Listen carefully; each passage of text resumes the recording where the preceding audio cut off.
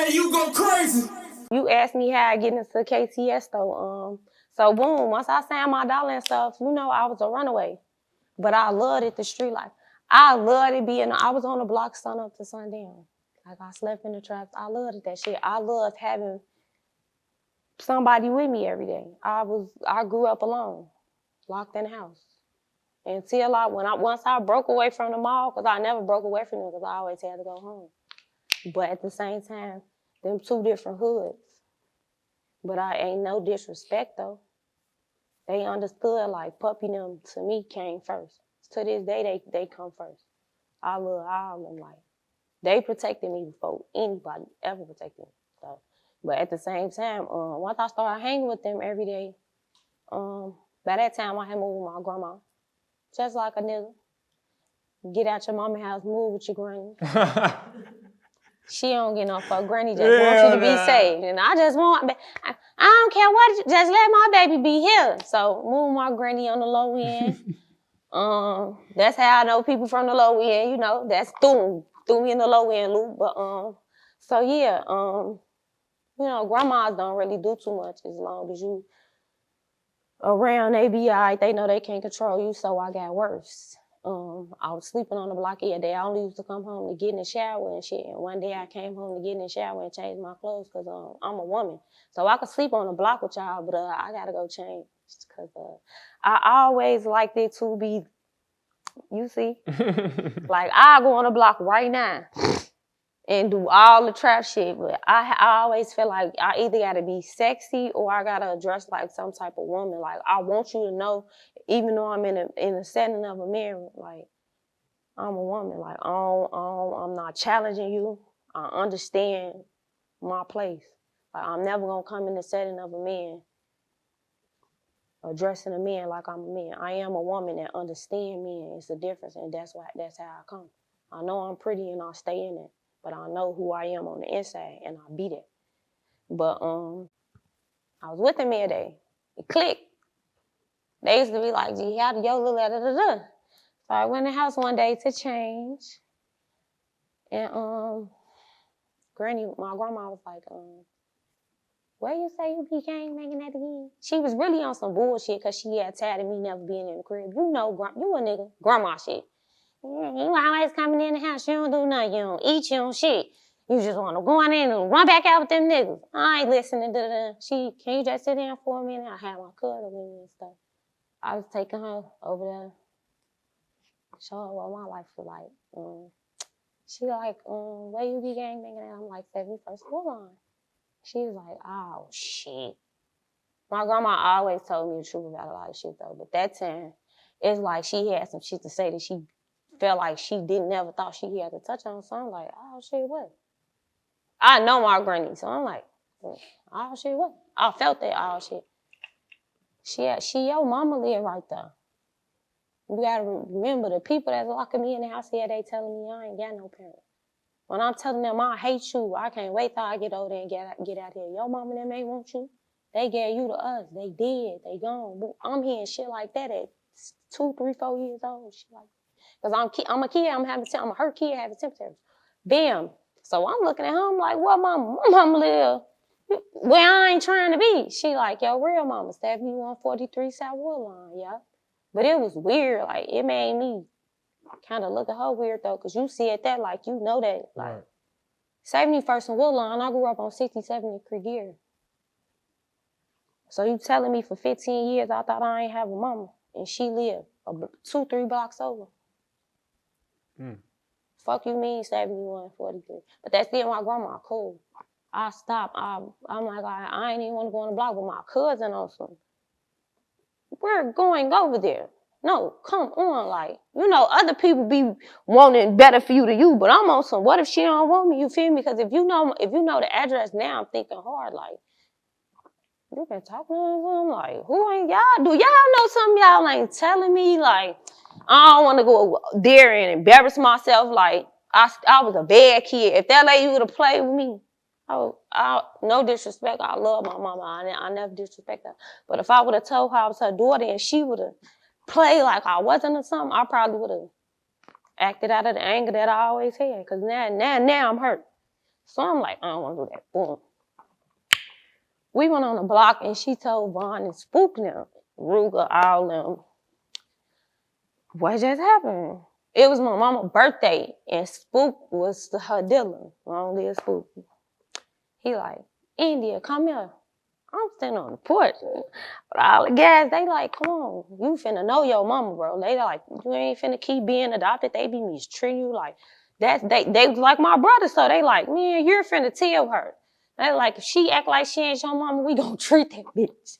I'm like, all right, man, but I ain't do no talking. I ain't gonna lie, I ain't know what to say. I never been in this situation. For my life, I thought I wasn't gonna have a mama. So I'm like, I don't even know what to say, cool. He like, India, come here. She like, I was just looking for you, Spook. I needed, she jumping around because she ready to get her ass her birthday. He like, I got a question for you. She give me my stuff, man. You win, it's my birthday. He, hold on, I got a question for you. He like, this real serious. I got the whole hood standing around me. My cousin right here, the whole hood around me.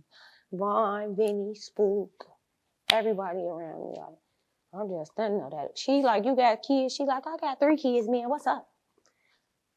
Hype. Like, naturally aggressive. Definitely my mom. The fuck wrong? She just, he like, so what if I told you it's your daughter? Shit, if you my daughter, what's your last name? She wasn't trying to hear none of that shit, bitch. If you my daughter, just one thing, and then I said Mac Mullen. She looked at me and just dropped to her knees and started crying. My baby. She like, that's my baby. That's my baby. So I pick her up, hug her. I've been through so much, I'm nonchalant. Like, I want to talk. But at first, like, I ain't gonna lie, some clicked her. It was the way she cried that I knew she was not the reason she was not in my life. She asked me my name. She like, what's your name? I tell her my name. She like, that ain't your name. She go upstairs, get my real birth certificate, my real social. Then people paid to change my birth certificate, the spelling of my first name. They changed my middle name. They changed my mama couldn't find me. She say, I've been looking for you. She had so much paperwork. She just kept crying. She say, I lost both my kids, but you. She say, I loved your daddy. We planned you. She like, I been looking for you. I'm talking about the lady had stacked. She a crackhead. She live in a crack house. So she ain't got nothing but what she got. Stacks of paper. All my pictures. And then after that, I forgave her. I was in and out of jail at the time. I slowed down a little bit. I ended up turning myself in. I was 15 at the time when I met her, so I spent the year with her. But like I spent like 6 to 8 months with my mama, like getting to know her and stuff. And I really do believe it wasn't her fault. Like it wasn't her fault. They was on some conniving shit. That shit was bogus, but she was mad because she knew I was homeless, but she couldn't do nothing about it because it was kind of like. They told me I could never come back home at the age of 14. So, there wasn't shit she could do. She just felt really bad because she kept saying, like, I gave my baby to somebody that's not even like, she felt like everything was her fault. She like, and I asked her, did she still do drugs? She was like, yes. But by that time, I was a hustler, so I was boosting. I was living out west with my people. Like, I was cool. So I was coming back and forth, taking care of my mom and shit, like giving her money cause like she had a habit. So I'm like, at least I just ain't want my mom out there begging for, like, I don't know that shit. I don't know. Like, I know my mama ain't never bought me a piece of panty, but I know what I knew I could do. I know I was young, but I always hustled. Like, man, I made sure she was great. But I had to turn myself in around like right before my birthday or something. But the judge ain't let me out till after my 16th birthday. So when I seen my mama, she like, you be gone for like 3-4 months. She like, I be knowing you in jail though, I ain't gonna lie. I said, how? Cause I never told her all that. Like, I tried to keep a lot of stuff from my mama. But she knew I was in the streets. She used to like, but I didn't know till she died. Vaughn them told me, she used to walk up to Vaughn them and tell them, leave my baby alone.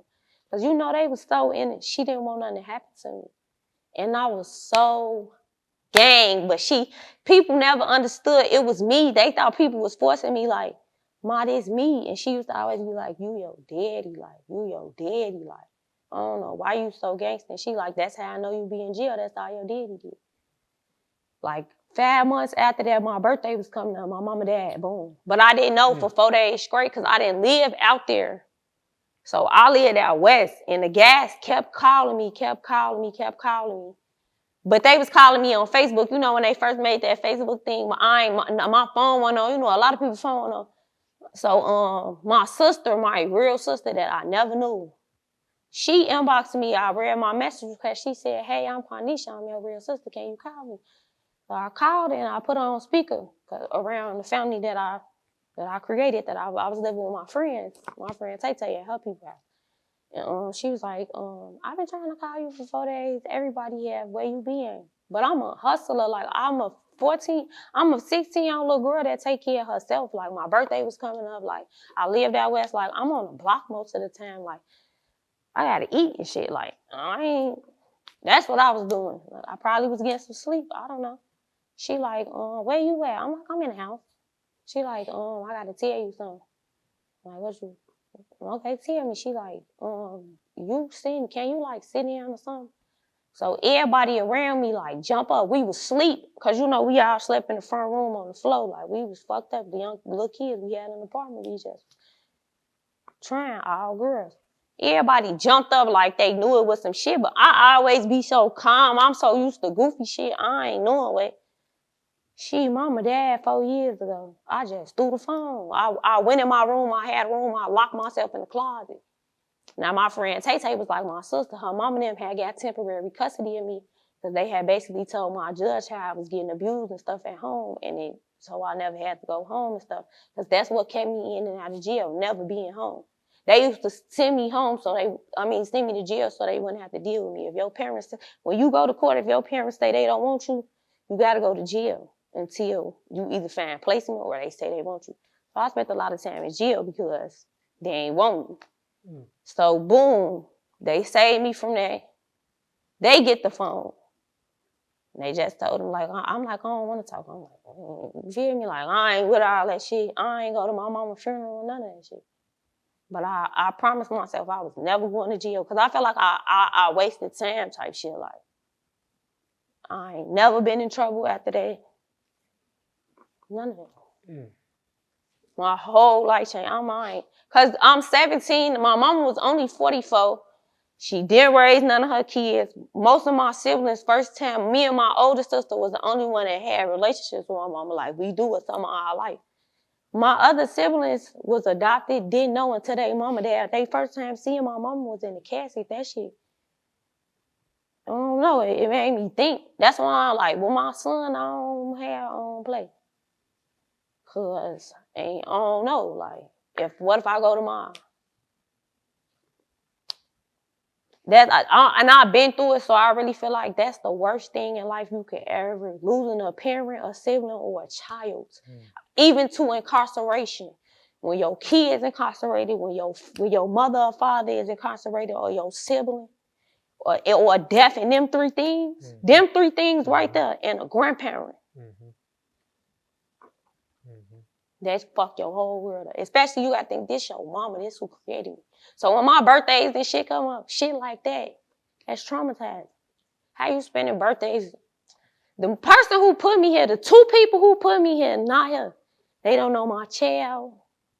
The people that adopted me are great to my son. I allow everybody to love my son. I don't because I feel like I believe in God, and I just know that I feel like everything that happened for a reason. I love my story. I love my life. I put myself into positions to be a character, and the character I build, I feel like, is immaculate. I don't care. Everything I've been through, I love. Even the death of my mother. I love my mama, but I love how strong it made me. You got to be strong. I almost lost myself. I had to look in the mirror and tell myself, you got to shake this off, or you going to lose yourself. You lose a parent, you have to be strong. You lose a child, you have to be strong. That's creation, that's legacies and shit that just got broke. That person it's been 5 years, I haven't talked to my mom. I ain't touched my mama. I ain't heard my mama's voice. Shit. That's it. It's over with. You gone, you gone. That shit make you become a better person to your family, your kids, anything. Like, I didn't watch my mama cuss people out and shit. Like, damn, ma, like, you ain't even here no more. You never even got to apologize. And they said my mom and dad have a broken heart. I promise you that's what they put on her autopsy. I never even knew that shit was true. Never knew. I never knew you could have a broken heart. But my mama told me she woke up every day depressed because she didn't raise her own kids. But I never knew you could have a broken heart. When she died, she was sober. She had just stopped. But I don't know. She literally dropped dead, like boom. When they tried to resuscitate her, it was over with because I don't know how your heart could break. But that was just that. And then after that, yeah, I went to a job court, got pregnant, and then just started off becoming a better me more and more as I progressed in life. Shit.